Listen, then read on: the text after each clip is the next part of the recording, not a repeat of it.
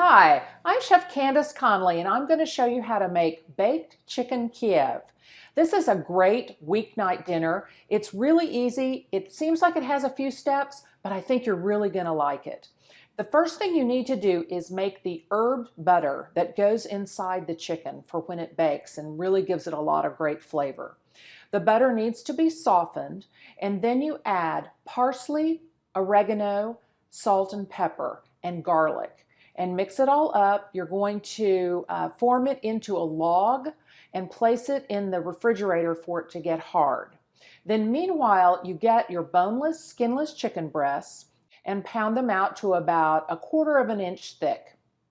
Then after your butter is solid, then you want to put one piece of butter into each chicken breast and you're going to roll them up.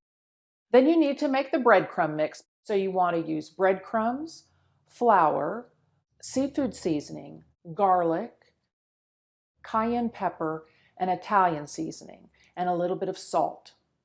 Then you're going to take your chicken breasts, dredge them in this breadcrumb mixture, place them in a baking pan, and then bake them in the oven at 425 degrees for 20 minutes until they're cooked through. Now the butter will come out because butter is going to melt, but it gives it a lot of flavor and really makes the chicken moist. I think you're really going to enjoy it.